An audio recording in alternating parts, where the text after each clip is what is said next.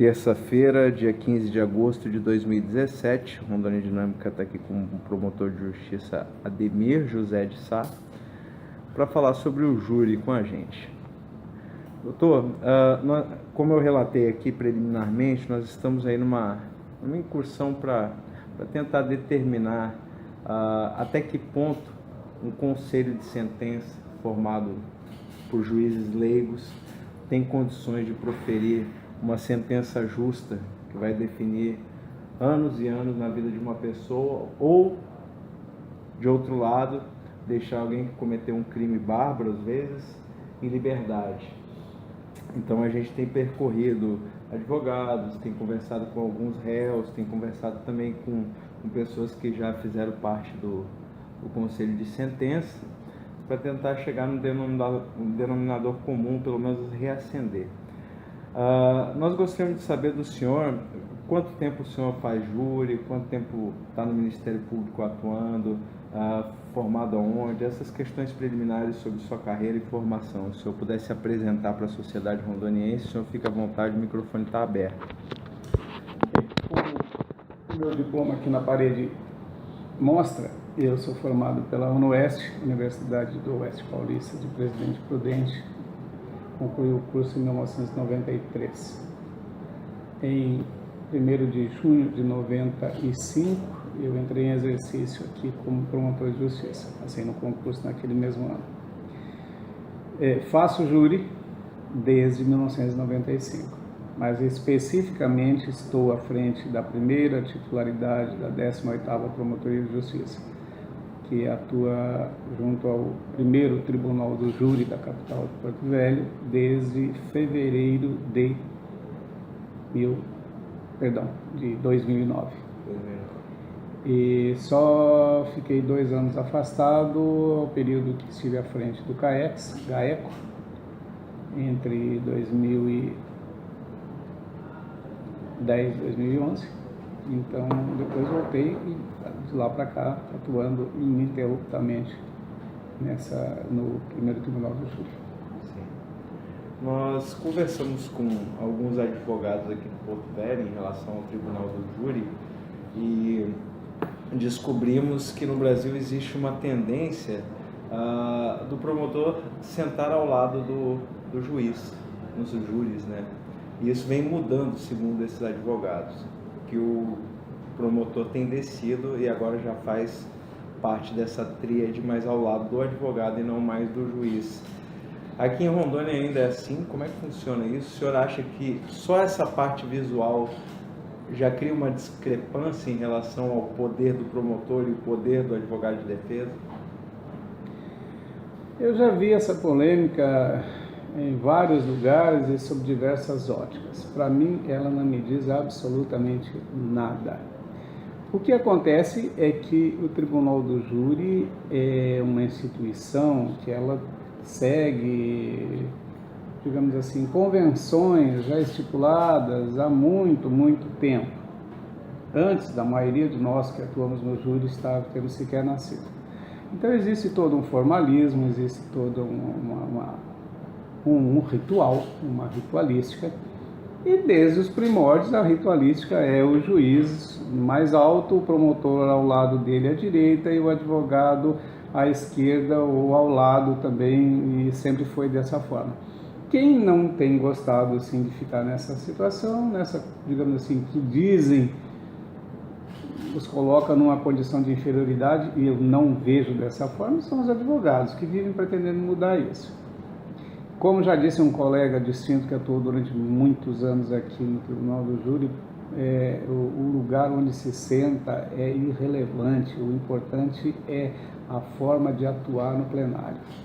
Então, se disserem para mim amanhã que eu vou sentar do lado direito, do lado esquerdo, na frente ou atrás do juiz, eu vou continuar fazendo o júri do mesmo jeito. A única coisa que eu não faço é sentar de costa para a plateia, para assistência. Entendi. E aí é uma questão pessoal minha, questão de segurança. Mas enquanto eu estiver vendo todo mundo, para mim tanto faz o lugar. Eu acho que isso aí é irrelevante e a gente tem visto isso vindo de advogados novos que defendem as prerrogativas dos advogados de forma bastante enfática, para não dizer intransigente, eu diria bastante enfática. E eles querem ter um tratamento isonômico que eles pensam, daquilo que eles pensam ser um tratamento diferenciado. Eu nunca vi isso. Sim. Então, o que existe, na verdade, é que o juiz e o promotor de justiça são representantes do Estado. E o advogado, como regra, no tribunal do júri, é advogado privado. Mas ao defensor público, que é uma instituição constitucional, tanto quanto o MP e a magistratura, e que atua à esquerda do juiz, e o que não vejo diferença nenhuma nessa situação. Mas se um dia mudarem isso, para mim também não vai fazer diferença. Não teria problema nenhum. Não. Eu acho que isso aí é uma mera querela. O que importa, o que vai importar no julgamento do tribunal do júri é saber se ali houve um julgamento justo, se a lei e a Constituição foram observadas, né? E se a sociedade se sentiu representada e satisfeita com o resultado, seja ele de absolvição ou de condenação. Isso é que tem que importar. O resto, as roupas, a posição da cadeira, são firulas, me desculpe, mas são firulas. São firulas. Como é que o senhor vê essa questão, por exemplo, tem muita gente que vê o tribunal do júri com um ar meio novelesco, assim, às vezes as atuações são tão cheias de emoção que chegam às raias das vias de fato. Isso já aconteceu muito no Brasil entre promotoria e advogados, etc. e tal. E até que ponto essa disputa de egos pode influenciar na vida dessas pessoas que estão para ser julgadas, tanto em relação à absolvição quanto em relação à condenação? Eu acho que aí tem que se compreender essa característica essencial do tribunal do júri, que é a oralidade.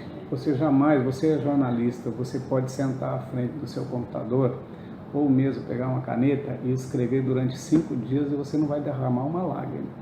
Mas se você começar a falar e se você se apaixonar pelo tema, se apaixonar pela causa, eventualmente, num determinado momento, a sua voz vai ficar embargada pela emoção, para dizer o mínimo. O tribunal do júri tem essa característica, a oralidade, o momento dos debates, a exibição da prova, as condições pessoais da vítima, a forma do cometimento do crime, a violência empregada, tudo isso cria um fator emocional. Há um fator emocional que cria, ou digamos assim, aumenta significativamente a emoção daquele momento. E eventualmente 2 homens ou dois profissionais emocionados atuando ali, o excesso verbal pode vir a ocorrer eventualmente aqui e acolá, e obviamente isso vai repercutir eventualmente no resultado, para melhor ou para pior.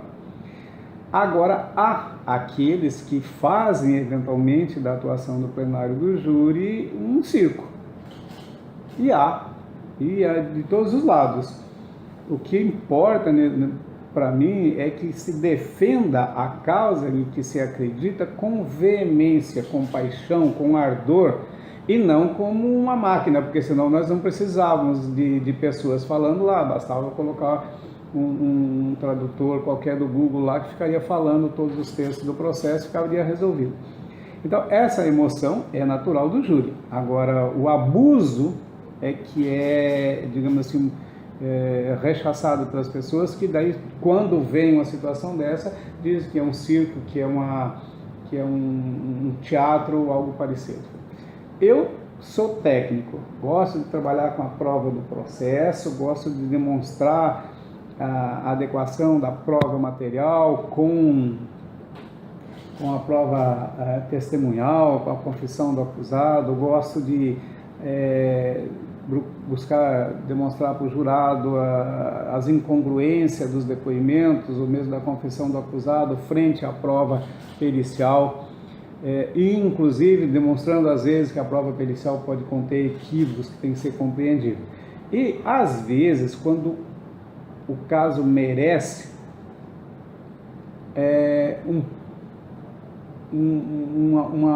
colocar uma paixão na fala, se envolver emocionalmente com aquilo, é uma decorrência natural. E, obviamente, se você tem o dom da retórica, se você consegue falar bem, isso deve ser aproveitado, deve ser utilizado na hora para o convencimento do jurado. Então, mas há uma diferença disso aí com recurso de palhaçada, com gritaria, com acusações, ou mesmo ameaças de agressão entre um e o outro. Comigo isso não vai acontecer. Bom, nunca aconteceu, nunca chegou a esse ponto. Sim. Mas há pessoas que se deixam levar pelos excessos e eventualmente ocorre. Mas isso aí não agrega nada ao resultado.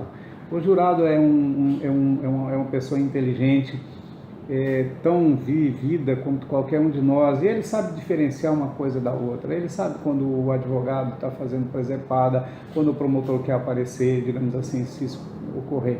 Ele sabe diferenciar uma coisa da outra. O senhor acha que 7 juízes leigos têm condições equivalentes a um juiz togado de promover uma sentença justa, correta? Vamos fazer um reparo. A sentença não é atribuição do jurado. A atribuição do jurado é admitir ou não as teses esposadas pela defesa e pela acusação. E ele o faz de uma forma bastante objetiva, respondendo sim ou não para cada tese colocada, seja ela da acusação ou da defesa. Então, a sentença é prolatada pelo juiz.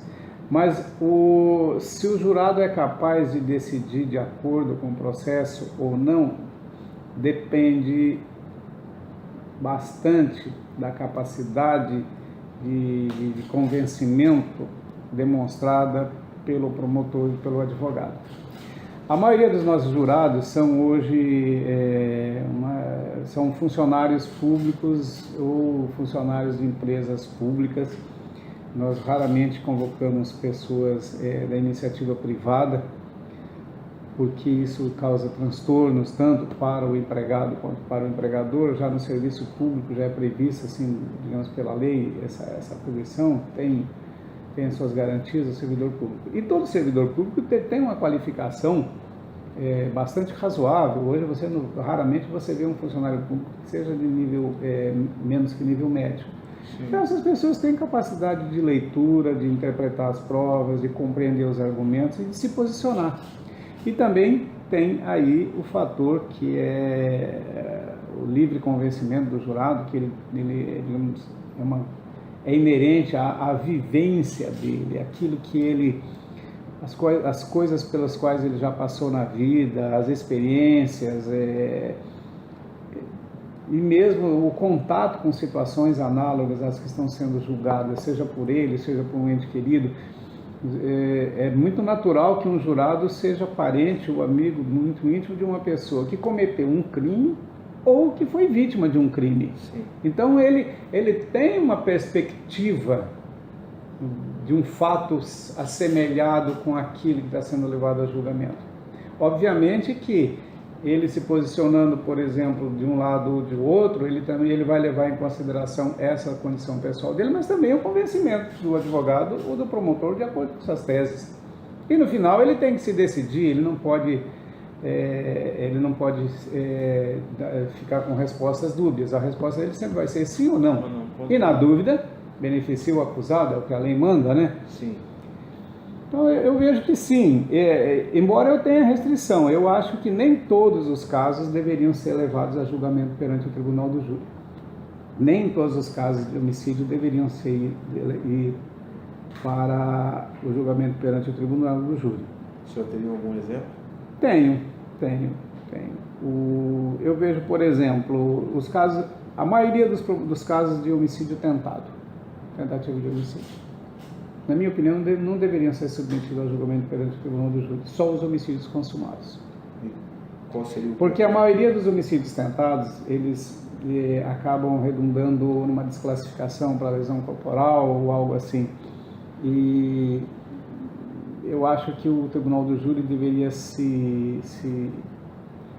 deveria cuidar dos casos assim de maior relevância. Sim. E aí o homicídio consumado, aliás, o homicídio tentado, eu acho que a maioria não vale a pena levar. Não. É uma opinião pessoal minha. Claro. Mas existe já um projeto de lei que eu sei que tramita no Senado, em algum lugar lá nos escaninhos do Senado, do Congresso, que, por exemplo, pretende modificar o homicídio decorrente ou o homicídio praticado em contexto de tráfico de drogas. Sim. Como nós temos hoje o homicídio que é praticado no crime de roubo, ele já não é um homicídio, ele é um latrocínio. Porque a intenção do agente não era matar a vítima, mas subtrair os bens dele. No caso, quando ele desenvolve tráfico de drogas, há um projeto de lei que pensa assim, que não deveria ir para o tribunal do júri, deveria ser julgado pelo tribunal, pelo juiz leigo. E a outra questão que eu acho relevante, porque também há projetos agora na reforma do Código Penal e Código de Processo que prevê o acordo do Ministério Público e do acusado quando ele admite a prática do crime. Então, veja bem, às vezes existem casos que nós denunciamos um sujeito por homicídio qualificado. Sim. E ao término da instrução do processo, o réu confessa que matou, mas diz que não foi com aquela qualificadora. Ele admite o homicídio simples. E às vezes nós acabamos concordando com isso porque a prova não é suficiente para definir aquela qualificadora, ou a prova demonstra que aquela qualificadora não existiu. Então eu volto atrás e digo, não, então eu peço que ele seja pronunciado apenas por homicídio simples. E é o que o réu pede também. Ora, se eu e o réu pedimos a mesma coisa, por que tem que ser julgado e é julgamento perante o tribunal do júri? Porque ele concorda com a imputação. Eu digo, então foi homicídio simples? Ele diz, sim, foi homicídio simples. Para que levar a julgamento? Se já não há mais, digamos assim, oposição da defesa com relação àquela imputação, àquela acusação. Ele concorda, ele admite. Aí levar aquilo a julgamento no tribunal do júri é um gasto de dinheiro do contribuinte desnecessário. Sim.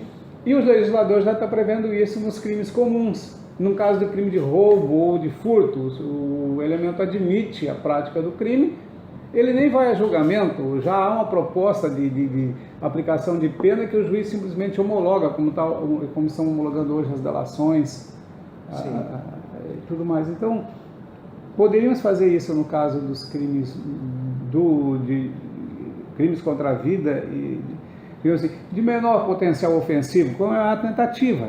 Sim. Uma tentativa branca, você já estudou sobre isso. Sim. O sujeito dá um tiro e erra, mas ele vai a júri do mesmo jeito. Então a vítima não sofreu nenhuma consequência nem nada. Se o sujeito chega ali e fala assim, olha, eu admito o disparo, então tá 3 anos de cadeia para você, que é o que prevê a lei do desarmamento, ou 2, uma tentativa simples, onde a vítima não é atingida e o sujeito não tem antecedentes criminais, a pena não vai passar de 2 anos, porque ela vai ser reduzida em 2/3. Então, para que levar o caso a júri? Sim. Aí nós podemos resolver antes. Então, nesse contexto, eu entendo que não deveria ser. Mas nos homicídios consumados, sem sombra de dúvida, o júri atende de forma bastante razoável. Nesse segundo caso, essa opinião que o senhor tem, inclusive é o caso que nos trouxe aqui, que embora o senhor não tenha atuado, e eu não quero que o senhor comente, já que não é o caso do senhor, mas é algo que pode acontecer também em outros lugares. Um réu, confesso, ser absolvido. Às vezes a defesa nem esperava, foi esse depoimento que a gente recebeu. No caso dessa declaração que o senhor acabou de dar, por exemplo, isso não poderia ocorrer, porque o réu teria confessado a prática do crime, teria concordado com o Ministério Público, né, na dosimetria, tiraria a qualificadora e ambos passariam a trabalhar em cima do homicídio simples. Como é que o senhor avalia, por exemplo, esse tipo de caso? Não precisa ser aqui de Rondônia, digamos que seja Brasil afora. O réu admite um crime e é absolvido. Eu posso falar sobre um caso em que eu atuei, em que o sujeito admitiu o crime, mas a consequência do crime para ele foi tão grande que a defesa pediu a clemência. Sim. E o jurado, veja bem, no julgamento perante o tribunal do júri, a doutrina tem entendido que vige o princípio da plenitude da defesa e durante o processo normal a ampla defesa. Sim. Então, são conceitos diferentes. Mas no tribunal do júri, no momento do julgamento, a defesa pode alegar qualquer coisa em benefício do réu. E não é incomum que eles aleguem ou peçam que o jurado absolva por clemência. Não está previsto na lei, mas como o jurado não tem que justificar o motivo da absolvição e a lei obriga o juiz a colocar em votação o quesito o jurado absolve o acusado, é obrigatório, se não fizermos isso o júri vai ser anulado se houver recurso. Se esse quesito é obrigatório e o jurado tem que decidir pela absolvição mesmo quando o réu é confesso, numa situação dessa natureza em que a defesa pede, por exemplo, a clemência, pode ser que a maioria dos jurados entenda de fazê-lo dessa forma. Entendi. Ele não tem que justificar. O que não pode é haver um julgamento contrário à prova dos autos e um julgamento, uma absolvição, por exemplo, sem que tenha havido um pedido da defesa. Às vezes a defesa vai e admite o crime, admite a prática do delito, o réu admite a prática do delito e não pede a absolvição. Se houver uma absolvição nesse caso, é óbvio que nós vamos verificar que ali está havendo alguma coisa errada. E ela é contrária à prova dos autos. Então já existe um recurso específico previsto no Código de Processo Penal para esse tipo de situação. O tribunal vai anular, o julgamento vai fazer de novo. Faz de novo com personagens diferentes. Com outros jurados, aqueles lá não vão mais atuar nesse julgamento. Vai atuar o advogado e o promotor, talvez o juiz, mas o jurado não. Então, ainda que haja essas situações, num primeiro momento, não significa que ela se torne uma situação definitiva, porque vinha havendo um recurso e bem fundamentado, o tribunal vai anular. Sim. Vou perguntar para o senhor, em alguma das vezes o senhor atuou no tribunal do júri e obteve a condenação do réu, o senhor ao sair da sessão acreditou ou imaginou que talvez estivesse mandando um inocente para a cadeia? Não. Desde do primeiro júri que eu fiz, eu já segui nesse ponto um conselho e a minha consciência. Eu não peço condenação de quem quer que seja se eu não estiver convencido pela prova do processo. Eu não conheço o réu, não conheci a vítima, não conheço as testemunhas. Eu tenho um processo e aqui dentro há uma prova. Eu fundamento a minha tese de acusação com base nesta prova que está aqui. Então, aquilo que a prova disser serão os meus argumentos no plenário. Eu não argumento contra aquilo. Se aquela prova não for suficiente para o meu convencimento, eu não vou sustentar um pedido de acusação em plenário. Então, já pedi absolvição, não foi nem de um, nem de dois, foram de vários, e nunca saí do plenário com problemas na consciência. Inclusive, alerto em todos os júris que eu faço, praticamente todos, eu alerto o jurado. Quem tem que sentir remorso pelo ato que praticou é o acusado que aqui está. Nós vamos para casa e vamos colocar nossa cabeça no travesseiro com o sentimento do dever cumprido e não vamos tirar dele o remorso e trazê-lo para nós. Então, se tem dúvida, absolva. Se eu tenho dúvida, eu não peço.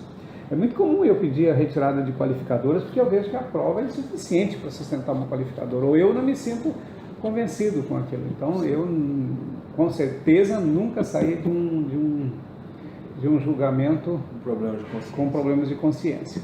Entendi. Nunca saí. O senhor tem algum caso que tenha mexido de uma maneira mais forte, emocionalmente falando, alguma coisa que tenha lhe envolvido com um lado mais humano? Até uns anos atrás, quase todos os júris mexiam com o meu emocional. Depois eu aprendi a não deixar mais que isso acontecesse, porque a gente acaba ficando doente. Sim. Com isso. Então, eu busco me distanciar da questão humana, pessoal, de cada um ali e sustentar as provas do processo.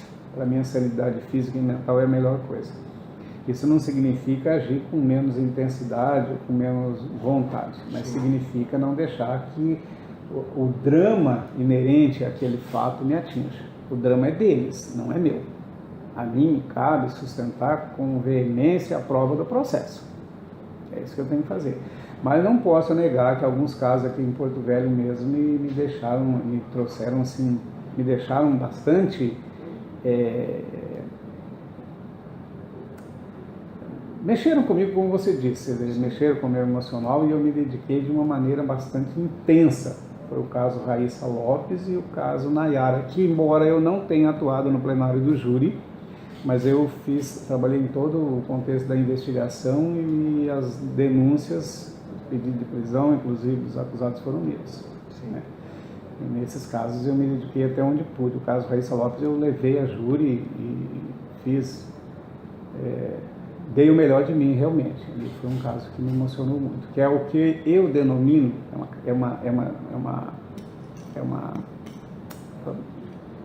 uma classificação minha, aqueles casos em que nós podemos dizer que é a vítima inocente. Porque na maioria dos casos, a vítima tem uma participação no evento e desses daí, muitos deles, a vítima é quase tão culpada quanto o réu. A diferença é que ela morreu. E o que nós temos aqui que proteger é o direito à vida. Então, se dois homens brigam por uma coisa de só menos importância, os dois são culpados por aquela briga. Sim. Agora, um mata o outro. E esse tem que responder pela morte do outro. Se ambos causassem lesões corporais apenas um no outro, ambos responderiam por lesão corporal. Entendi. Né?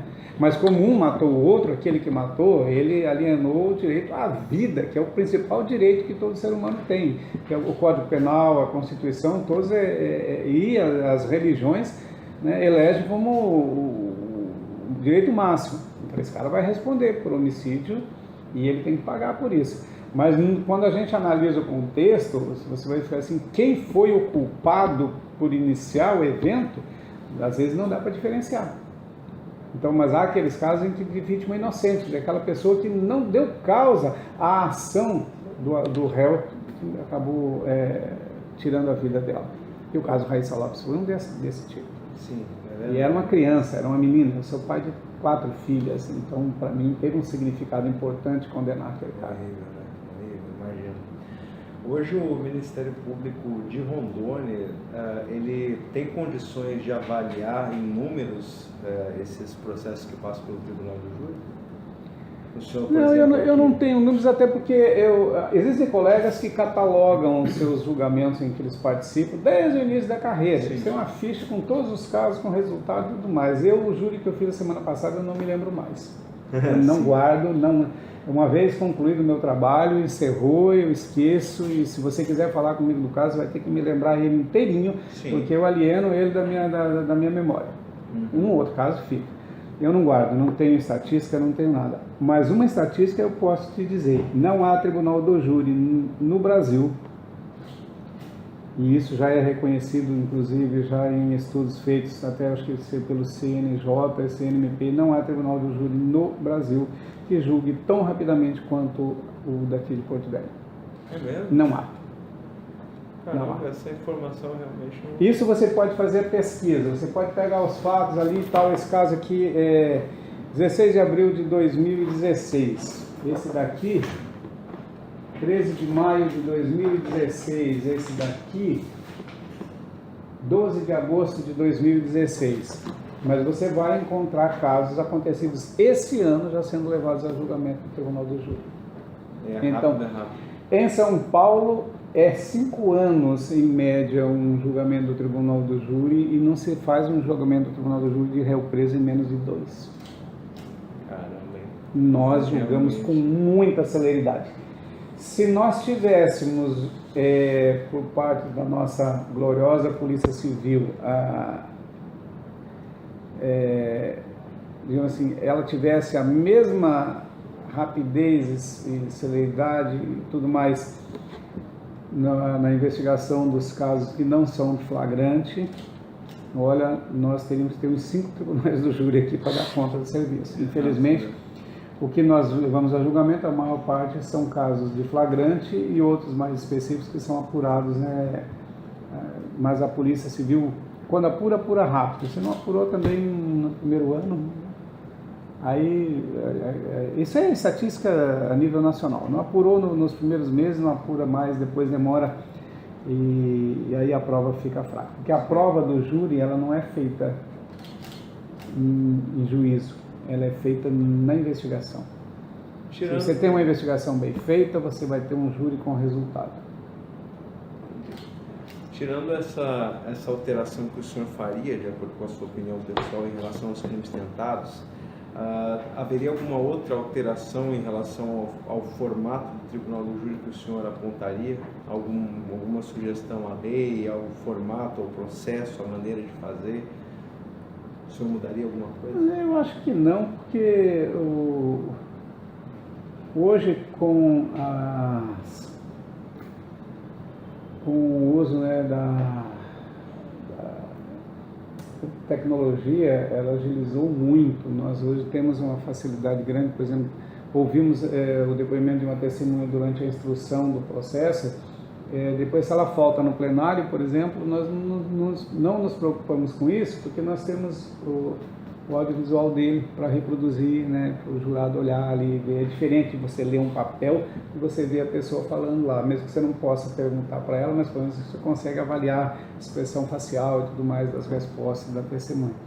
Então, o júri não é demorado por si só, porque o acréscimo em relação a uma audiência comum, por exemplo, de roubo, de latrocínio, é apenas o período do debate, porque você vai ouvir testemunhas do mesmo jeito que você ouve numa audiência do criminal genérico e no latrocínio, da mesma maneira, vai interrogar o acusado do mesmo jeito, tudo mais, só aí tem o tempo para manifestação oral perante o conselho de sentença.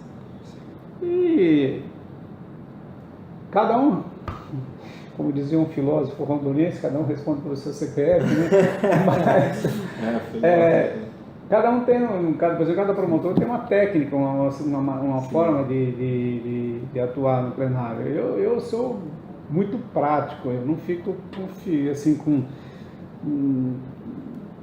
falando coisas desnecessárias. Eu pego a prova do processo, deslindo ela toda, faço o que tem que dizer, antecipo, se possível, as teses da defesa e já busco desconstituí-las, argumentando onde é que ela não é incabível e tudo mais, tal, admitindo eventualmente aqui a colar uma tese defensiva que eu acho que é plausível, mas não faça a defesa da tese, apenas admito a plausibilidade dela e deixo por conta do defensor, obviamente. Claro.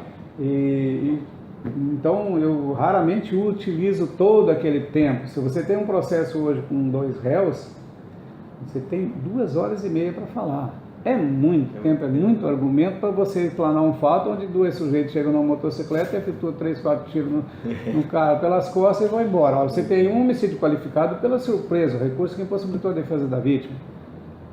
Se os 2 confessam e estão dizendo que não, você só tem que demonstrar onde é que incide a qualificadora e pronto. Então não tem que perder tempo.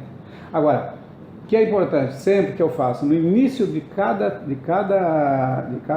sessão, do júri, de sessão não, cada pauta, a primeira semana, os jurados ainda, a maioria nunca participou de um júri, então eu tiro uma meia hora para explicar para o jurado como que funciona, como é que aquele processo chegou a julgamento ali para eles, onde é que ele nasceu, como é que foi a situação, como o processo nasceu, lá no inquérito, na investigação, nas provas periciais, coleta de depoimentos, na reprodução dos depoimentos em juízo, os argumentos, os recursos, etc. e tal. Agora estamos aqui, agora vocês vão dizer sim ou não, e aí vou explicar para ele como que ele vota, explicando o que e como ele vota. Aí quando ele se situou, quer dizer, ele descobre onde é que ele está sentado, aí a gente entra na questão do fato, das provas, explica.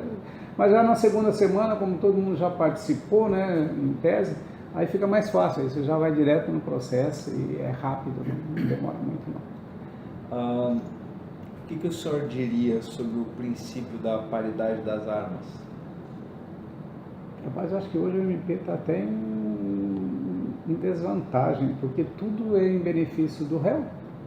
Você não pode fazer absolutamente nada que vá prejudicar o acusado, mas o acusado pode fazer qualquer coisa que o beneficie. Sob esta ótica, eu diria assim, a acusação fica meio que em segundo plano. Sim. Eu estou estudando esse caso aqui que é do dia 30. E aí eu vi algumas situações aqui, eu tenho até o dia 25, eventualmente, fazer qualquer pedido para o julgamento. A partir daí eu já não posso mais, não posso usar nada fora do prazo. Mas se a defesa chegar lá com um argumento novo lá na fala dela e usar, eu não posso ir contra. Então, tudo tem que ser devidamente obedecido, não se pode fazer absolutamente nada. E é correto isso, né? Porque afinal de contas o sujeito está sendo acusado de um crime, como você disse ali no início da sua fala. O sujeito está sendo acusado de um crime e às vezes ele se diz inocente. Não é incomum ele se dizer inocente.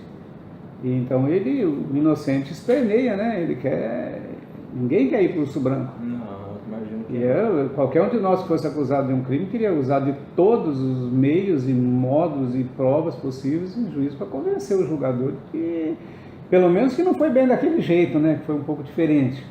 É normal isso daí, eu acho que esse princípio, o Estado tem às vezes as vantagens, porque é ele que inicia a investigação e os advogados vão pegar o caso lá na frente, né? Quando o cara é iniciado o processo. É um erro. Sim. Eu sempre falo para o sujeito que as melhores defesas são feitas naqueles casos que os advogados pegam o caso do início. Sim. Lá no inquérito policial, onde ele já vê as provas que estão sendo produzidas, já busca encontrar argumentos, às vezes, para se contrapor àquela prova, ou pelo menos para minimizar as consequências daquela prova. Ou às vezes até trazer prova no sentido da autodefesa. Se o sujeito pega o caso ali, só pegar ali, vou fazer um júri, já pega o processo pronto, preparado para o júri. Se for uma questão de retórica, ele tem que ser bom de retórica, mas se for uma questão de análise de prova e convencimento, ele vai se dar mal.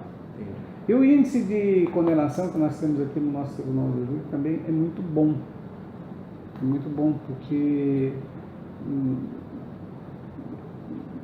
digamos assim, um pouco pela parte das provas produzidas e também a gente atua com responsabilidade. Então a gente tem tido as absolvições não são a regra não, ao contrário, a condenação é a regra aqui. Entendi. A absolvição são casos assim bem esporádicos, até porque quando a gente percebe que há uma situação que a prova é fraca, ou que a prova é insuficiente, ou que demonstra inocência, a gente já pede logo, antes de ir para julgamento, antes da sentença de pronúncia, já pede a impronúncia do réu. Sim. É mais fácil, né? Sustentar uma coisa, uma tese sem argumento. Possível, é difícil, não é? Impossível não é, mas é difícil. É possível. Tem casos que e não é incomum isso, porque o promotor é um cidadão como outro qualquer, e às vezes ele tem conhecimento dos fatos, ele sabe que um determinado fato aconteceu de determinado modo, e que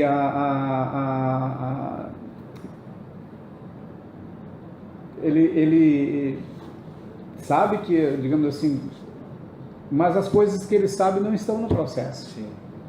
Porque o inquérito não foi bem elaborado, ou porque uma testemunha desapareceu, ou algo assim, mas há um convencimento pessoal dele, num determinado sentido, e a prova do processo vai no outro. Aí, tentar sustentar uma situação dessa no plenário é complicado, né? Mas tem colegas que vão fazer isso, e eu já tive situações assemelhadas assim, busquei me empenhar, mas como eu disse, a inteligência do jurado não pode ser menosprezada. Quem menospreza a inteligência do jurado quebra a cara. Então tem que respeitar isso. O senhor, depois de trabalhar um processo inteiro em cima das provas, enfim, se dedicar completamente, aceita uma absolvição por clemência? Eu aceito o resultado de qualquer tese que seja colocada em plenário. Parou? Não, está gravando, né? Pode... Eu aceito o resultado de qualquer tese colocada no plenário, desde que não seja uma tese contrária à prova do processo. A clemência nunca é contrária à prova do processo, porque ela admite, né, a existência do fato e, mais das vezes, e principalmente a autoria, porque não se pode pedir perdão para o inocente, pede-se perdão para o culpado. O perdão é um instituto jurídico inerente ao culpado. Ele está lá no Código Penal, está lá na Constituição, mas é inerente ao culpado. Então, a tese da clemência, ela vai ter lá seus argumentos, suas razões de ser, e desde que ela venha, né, de uma maneira clara, de uma maneira assim, que não seja de falsidade, de prova ou algo assim, eu não tenho problema. Eu não recorro de decisão do tribunal do júri se a tese levantada pela defesa estava no processo ou ela é amparada pela prova do processo. Porque é justamente essa a essência, a característica do júri. É a acusação e a defesa argumentando num sentido e outro no outro. O jurado tem que decidir por um ou por outro. Ele não pode decidir meio termo. Entendi. Então a decisão do jurado sempre é uma decisão ou de convencimento ou de falta de convencimento. E a falta de convencimento do jurado é responsabilidade da acusação. Entendi. O promotor não pode reclamar que o jurado não compreendeu a tese, porque é dever do promotor convencer o jurado da sua tese. Se ele não consegue, o jurado vai ficar em dúvida e na dúvida ele vai absolver. Então, eu não recorro de tese colocada em plenário, só se ela afrontar a prova do processo. Então, eu tenho mais uma pergunta em relação ao Ministério Público e à sociedade, que é para encerrar a parte da promotoria, e tenho duas perguntas que eu gostaria de fazer para o senhor, na condição de cidadão comum e contribuinte. A última, em relação ao Ministério Público, também é direcionada à população. O cidadão de Rondônia pode ficar tranquilo em relação à atuação do Ministério Público nos crimes de homicídio, esses tipos de crimes mais que abalam a sociedade, que exigem uma resposta célere e contundente. O Ministério Público de Rondônia tem feito a sua parte nesse sentido? Como eu falei para você antes, os julgamentos do Tribunal do Júri aqui em Porto Velho são os julgamentos mais rápidos que praticamente de todos os tribunais. Não vou dizer que não haja um caso ou outro aqui e acolá, mas como regra, os julgamentos aqui são muito rápidos. Lógico que a população vai dizer assim, mas existe o caso A, B, C, D, F, G, H, que ainda ninguém apura. Uma coisa é levar um caso ao julgamento plenário do júri, outra coisa é apurar o crime. A apuração do crime é atribuição da Polícia Civil. Sim.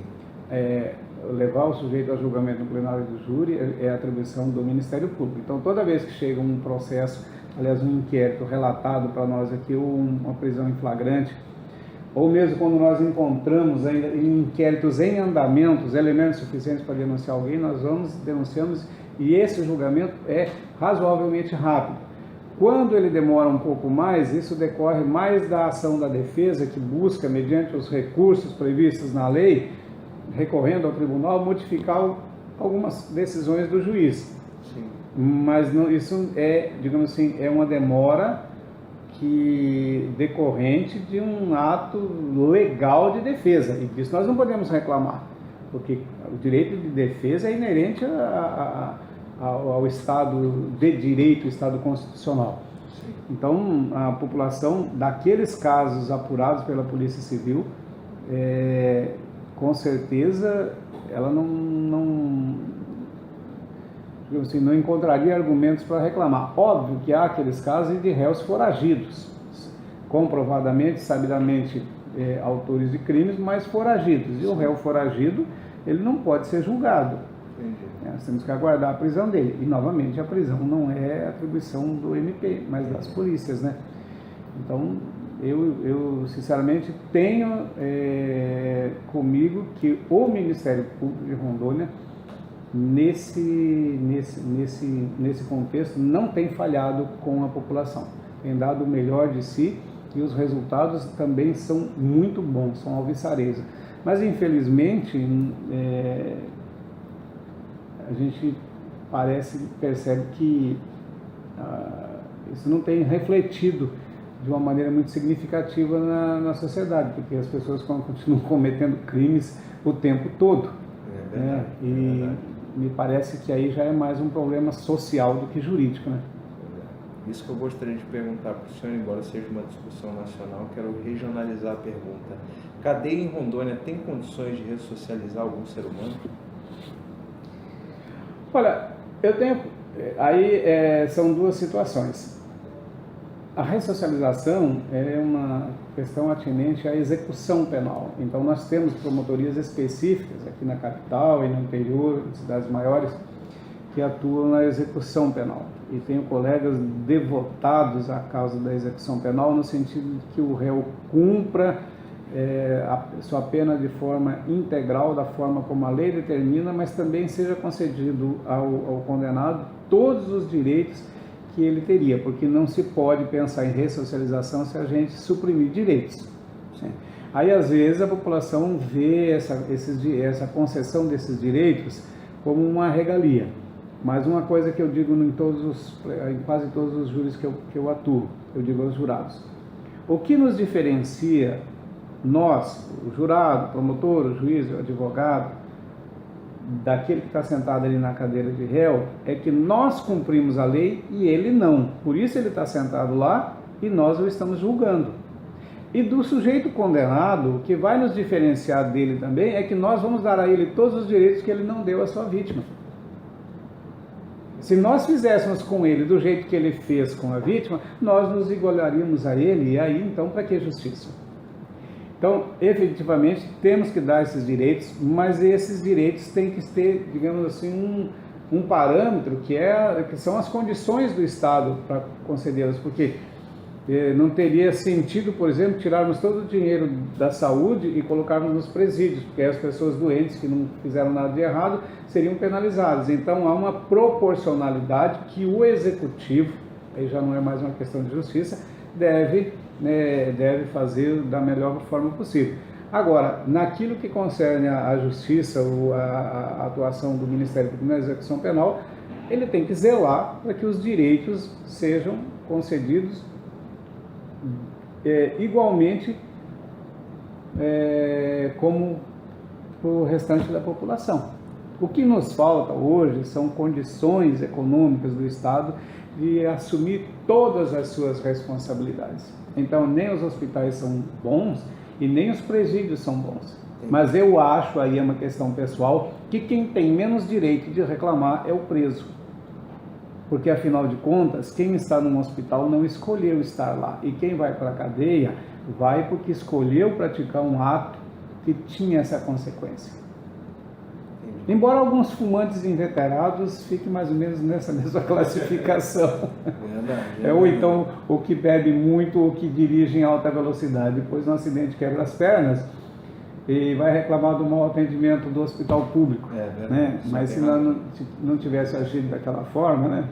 Antigamente eu dizia muito para as pessoas assim, que você não pode reclamar de ir para o Urso Branco, porque afinal de contas, se você tivesse ido para a igreja em vez de ir para o boteco, hoje você não estava sentado aqui. Né?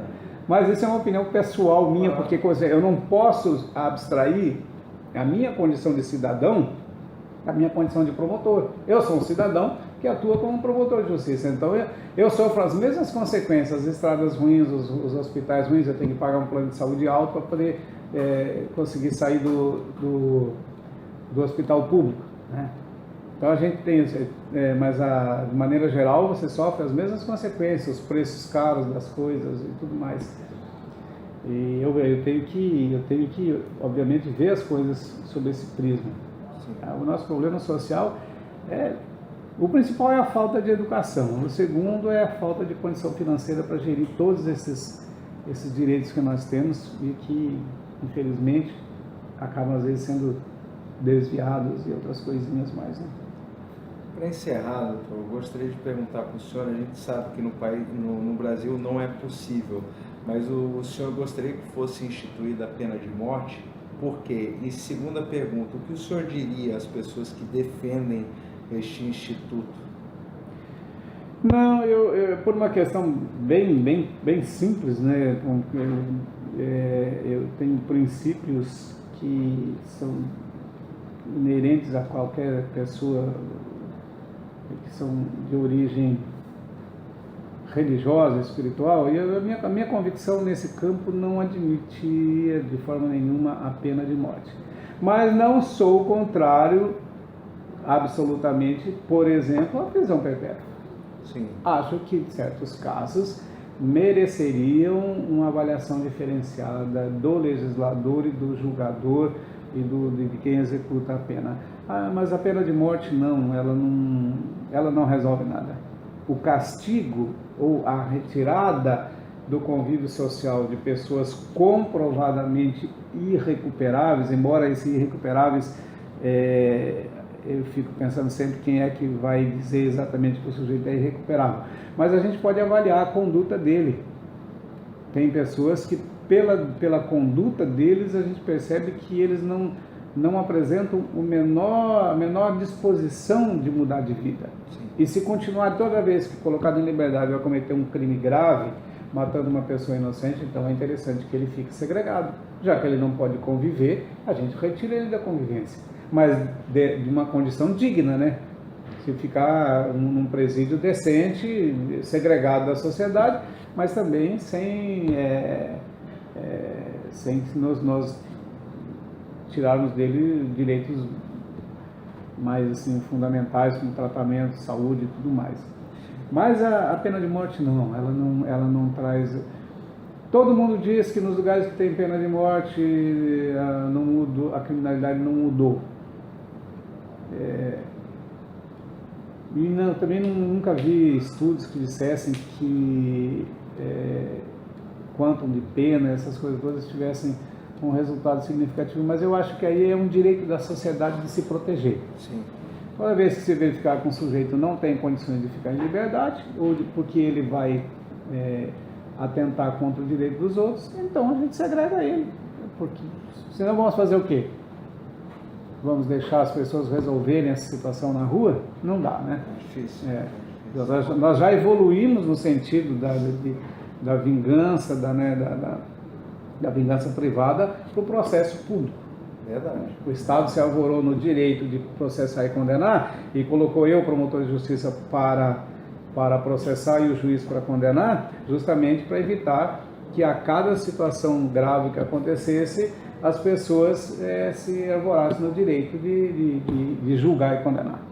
Então, hoje nós temos o processo, que é um rito, como é o processo do júri, um rito complexo, mas que tem que dar o direito de defesa. Mas a partir do momento que é demonstrada a culpa do sujeito, ele tem que ser segregado.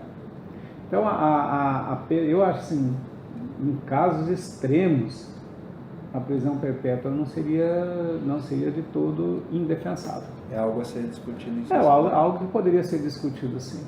Poderia ser discutido. Não vejo por que não.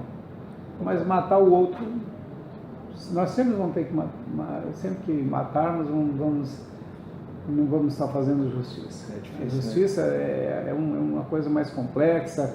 Porque matando vai estar fazendo o que ele fez, né? Exato.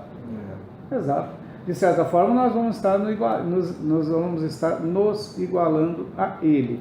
Agora, mantê-lo segregado, não. Nós estamos demonstrando para ele que nós somos mais fortes, que a sociedade não admite a condutas igual a dele e que ele vai ficar segregado, infelizmente, enquanto ele for perigoso para a própria sociedade.